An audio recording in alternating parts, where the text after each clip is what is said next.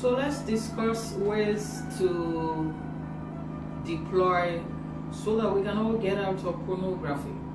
The first one I actually would coin a term under this particular word. So there's a concept called sexual transmutation by Napoleon Hill. If you haven't read Sexual Transmutation by Napoleon Hill before, please go for it. It's in his book called Think and Grow Rich. At this point, I think it's either chapter 11 or chapter 13 of Think and Grow Rich, Sexual Transmutation. And what Napoleon was able to articulate is the fact that sexual energy cannot be silenced, sexual energy cannot be repressed, sexual energy cannot be reduced. What it can, however, do is to be converted from one energy to the other. So sexual energy is the most potent of all energies in the world. If you ask and sit down with popular figures, people that are taking responsibility for their existence and contributing immensely in the world and to humanity, if you ask them about their sex drive, a lot of them have fantastic stories to share, and the ones who were not able to share fantastic stories somewhere along the line have been able to recover themselves. So an example is the Don himself, Tiger Woods. Tiger Woods was number one before his sexual escapades, and they dropped him to over like 1,000, and then he fought his way back up till I think last year thereabout, where he won another fantastic medal and award, and I think he signed out afterwards. So sexual transmutation is the capacity and the ability to convert your sexual energy from the raw materials, which is your desire for sex, into your creative energy. You need to listen. So because this is what I'm doing, so I remember reminding myself, telling myself over and over again that my most important sexual organ is not my private part, it is my mind. So how can I control my mind? Because everything about pornography, masturbation, whatever it is about mind control. Your mind is the battlefield, and it is either you are receiving empowering data or disempowering data. So I went for my mind and I told my mind that I am in charge, I am in control, my feelings don't control me, I control my feelings, I control my emotions, I control the data that I'm receiving. It was very tough, I must admit, it was hard, I must say. I prayed, I fasted, I did all the spiritual gymnastics. Did they work?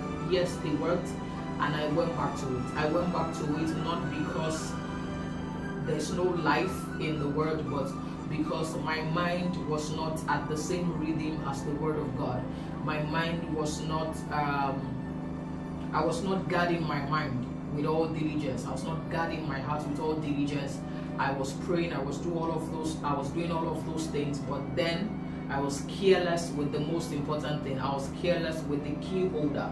So sexual transmutation is dealing with and converting one sexual energy to the other energy. So I started converting my sexual energy into creativity, into work.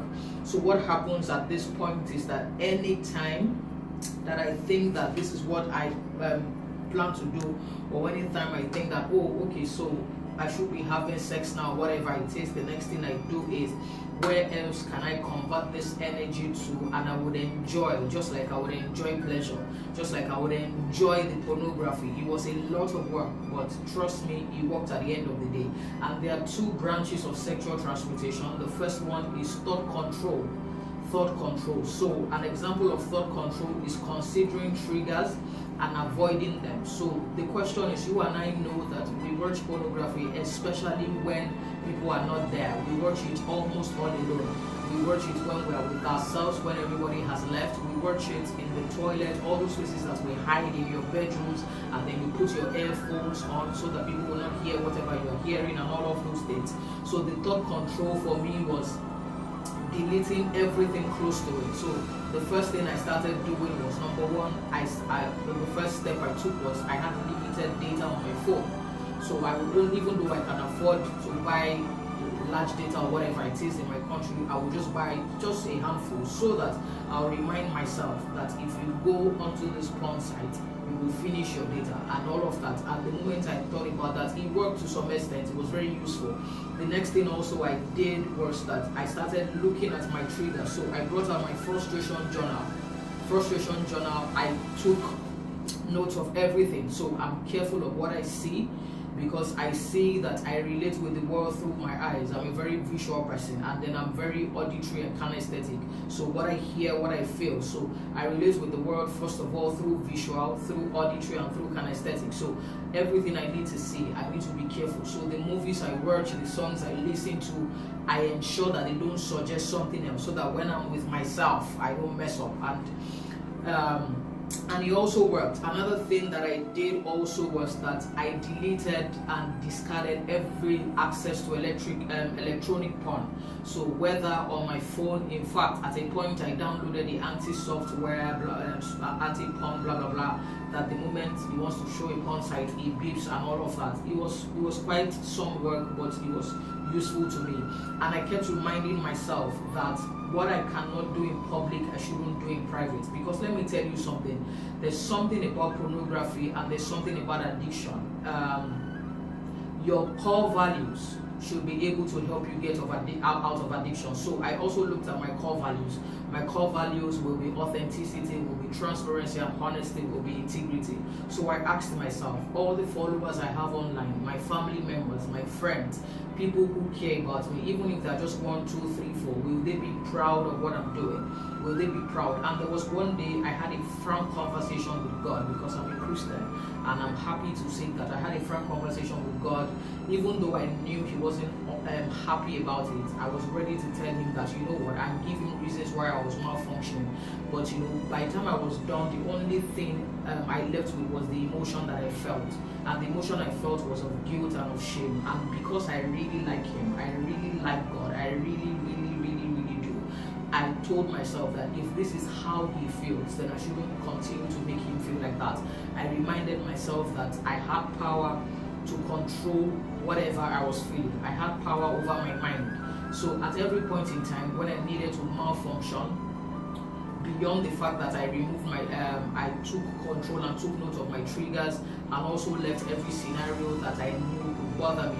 Another thing I did was that I had a support system. So I had a friend that I was always having conversations with and telling the person. And it just made life easier. An accountability partner, somebody who will not call you, or somebody that even when you fall out, will not fall out of love. Somebody who will not announce your weakness to the world, somebody who has your back. So you can afford to have an accountability partner, and it worked for me. Then another thing that I was doing also was what I call my emotional stability tracker, or stability journal, where I was able to track my progress, and every time I fell, I could track my setbacks and my reminders also. So I was tracking my progress, tracking my setbacks, tracking my reminders, and interestingly, it really worked for me, because whether I like it or not, I needed to pay attention to my progress. And truthfully, from 7 years ago till this time, I can tell you that, if I attempted to malfunction, maybe like twice, but at every point in time, I remind myself. And in the past few years, no, I have said no, and I've consistently said no. And not because of anything, but because I looked forward to this day where I could tell you that, the last time I ever saw pornography was 6 years ago. And the 2 months that I was hinged on it, I knew how it affected my brain. I knew the fact that it slowed me down. So there's something about pornography. Every time you watch it, it slows down your brain. And this has been proven psychologically and with science. It slows down your brain. You really don't want to do anything. You are tired, you are weak, you have little or no energy, no will for life again. And then you go back again, and then you go to watch all over again. And then the moment I stopped, I was able to increase my focus. I focused on my work. My sexual transmutation theory by Napoleon Hill is very effective. And under sexual transmutation, you have the thought control and the thought dissolution. Thought dissolution means that choosing an activity you can turn to when the urge comes.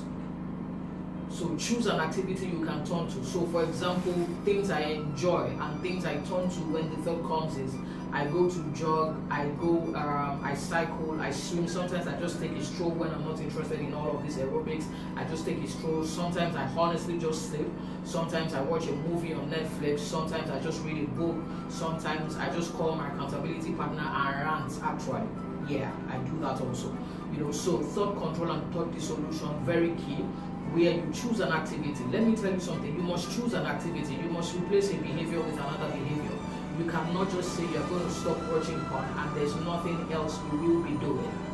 You must replace a behavior with another behavior. So when you are stopping porn, what else are you going to do? What will you start? What will you pour your energy into? Because you can't pray it away. You can't do anything about it. It is there for life. And as long as you are single, some married people even watch porn. Teenagers are watching porn now, like every people in your class, everybody. So this is just not for people going through pornography. This is for people who are interested in helping people who are going through pornography or whatever. Like this is for every professional, every parent, every teacher, whatever it is. So I've given you how many whatever. I'll run through it again. The first one is that please sexual transmutation, where I explained it and mentioned thought control and thought dissolution. Second one, please delete and discard your electronic access to porn. Wherever it is, whether your DVD, your books, whatever you have bought, you must delete, burn them if you have to. Third one is that you should have a support system, an accountability partner that will not sell you out no matter what. The fourth one is please consider your triggers and how to, and avoid them. The fifth one is your emotional stability journal so that you can track and progress. The moment you have the capacity to take control of your mind, it would increase your focus, increase your creative energy. Now I make money and I multiply my money because the moment you start watching porn, the hours you invest in watching porn, you can invest in your life. Let me tell you something. We're contributing to the $97 billion industry with all of this. When you watch porn, you lose money. When you watch porn, you lose the quality of your life. When you watch porn, you lose attention, you lose interest, you lose your brain, you lose your entire self. It's only a matter of time. And then there's a law of diminishing returns. The more porn you watch, the more porn you want to watch. And then you go from the normal porn to whatever it's called, then to the BDSM, to whatever. Then you ultimately become an animal because you only see human beings as holes to be penetrated. You don't see them as humans to be respected, to be valued, to be appreciated. Like you rewire your brain and you reprogram your brain. You inform your brain that, you know what, I don't like how you were created. I need to give you new patterns, and you continue to do that. And as pornography reduces your intelligence. Check out how you are, the vegetable you become after watching porn, the vegetable you become after masturbating. Just check out the quality of your life. And I have a question for you. Do you want to continue on this path, or would you rather get out with me? Would you rather take responsibility? It's not going to be easy. You would stumble. That's why I said your emotional stability journal is very key. It's not going to be easy. Sometimes you will fall, but let me tell you something. The more you fall, the more you remind yourself that you have the capacity to be in control and in charge of your mind. The more you do this, the more you increase your mental stamina. So finally, I will talk about the mind in the last module, and I hope this has been helpful and interesting to you.